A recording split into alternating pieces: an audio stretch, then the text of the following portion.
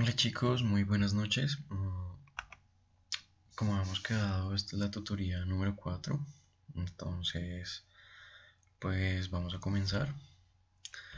Ah, de acuerdo al contenido, pues he propuesto estudiar un poco las vías auditivas y las estructuras centrales, hablar un poco de la dominancia cerebral, también hablar un poco de la audición dicótica, de las señales monaurales, de las señales binaurales, el efecto Doppler y el efecto de precedencia. ¿Vale? Bueno chicos, como pueden ver acá está representada como se da la percepción auditiva. Entonces en primera instancia nuestro oído recibe los estímulos auditivos y estos son llevados hasta los núcleos cocleares gracias a los nervios auditivos, ¿vale? Acá en el núcleo coclear, en el paso hacia la oliva superior, se da el cruce tanto ipsilateral como contralateral, ¿vale? Y esto hace que la oliva sea un punto muy importante porque allí se va a dar la estimulación binaural, de la cual vamos a hablar un poco más adelante, ¿vale? Básicamente nos va a permitir analizar diferencias en el mensaje neural de cada oído. Bueno, después de esto, eh, los mensajes son enviados hacia el colículo inferior. En este punto ocurre otro cruzamiento de las fibras, de modo que cada colículo inferior recibe señales auditivas de cada oído. Y esto garantiza que las señales neurales de ambos oídos estén representadas en ambas vías neurales hacia el cerebro. Después de esto se pasa hacia el núcleo geniculado medial, acá me comió una L, y en el núcleo geniculado medial se encuentra una estructura muy importante, la cual es el tálamo, ¿sí? Acá el corte no nos permite evidenciar eso, eh, pero el núcleo geniculado medial tiene una relación muy estrecha con el tálamo, ¿vale?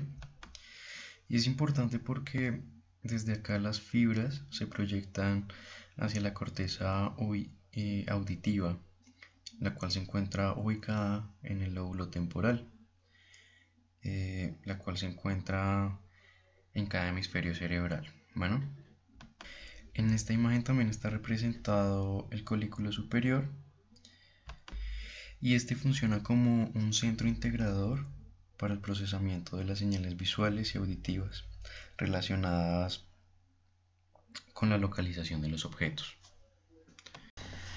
Bueno, vamos a pasar al siguiente tema, que es la dominancia cerebral. Y esto básicamente nos habla de diferencias entre el hemisferio izquierdo y derecho. Es decir, que se ha evidenciado que cada hemisferio se especializa más para ciertas tareas perceptuales o de procesamiento. Y bueno, entonces al parecer el hemisferio izquierdo domina el procesamiento analítico de los estímulos auditivos y secuenciales. También está relacionado con tareas como la percepción del habla y la estimulación relacionada con el lenguaje. En cuanto al hemisferio derecho, pues se ha encontrado que predominan el procesamiento y la percepción globales, es decir, de sonidos complejos que estén integrados por varios sonidos a la vez. Y también funciona como integrador de la información espacial, al igual que para ciertos sonidos no verbales. Eh, bueno, pues un ejemplo de esto, como ustedes ya saben, es la música. Bueno, pues el siguiente tema, en la audición dicótica, me di cuenta que habían cosas que no estaban muy claras, entonces pues espero aclarar esas dudas con esta tutoría. Y bueno, pues básicamente consiste en presentar dos estímulos al mismo tiempo, pues estos estímulos tienen que ser diferentes, ¿vale? Entonces, en el oído izquierdo puedo estar escuchando un género determinado, mientras que en el otro escucho otro género completamente diferente. Es decir, no sé, en el izquierdo estoy escuchando metal y en el derecho estoy escuchando salsa. En el momento en el que se presentan estos dos estímulos al tiempo, va a pasar algo, y es que las conexiones ipsilaterales se van a inhibir, es decir, que nuestros oídos simplemente van a trabajar con las vías contralaterales, ¿vale? Esto quiere decir que si yo estoy escuchando metal por mi oído izquierdo, la información se va a procesar en el hemisferio derecho. Y bueno, pues el oído que estoy escuchando salsa, que en este caso sería el derecho, se va a procesar la información en el hemisferio izquierdo. ¿Para qué sirve esto? Básicamente porque nuestro cerebro va a ser incapaz de escuchar los dos sonidos simultáneamente. Siempre va a, tender a escuchar uno solo, ¿sí? Entonces, en el momento en el que se presentan los dos estímulos y yo empiezo a escuchar metal y, digamos que en este caso la salsa va a pasar a un segundo plano, nos va a demostrar que el hemisferio que predomina en mí va a ser el hemisferio derecho. La escucha dicótica también tiene algunos usos clínicos para saber si existe algún tipo de daño o algún tipo de lesión en las vías contralaterales. En cuanto a los estímulos que se presentan, pues además de la música también se pueden presentar palabras, se pueden presentar diálogos, se pueden presentar secuencias de números.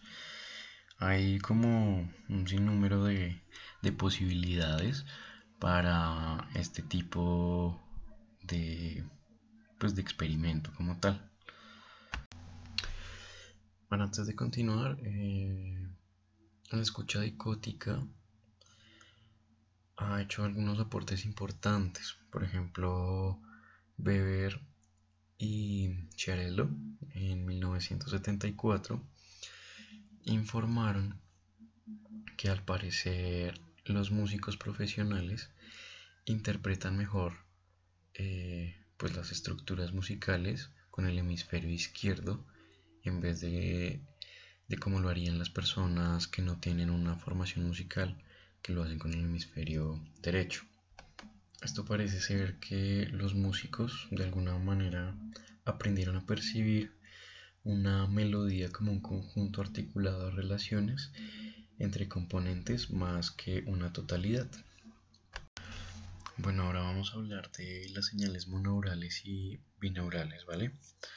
Entonces, para comenzar, las señales mononeurales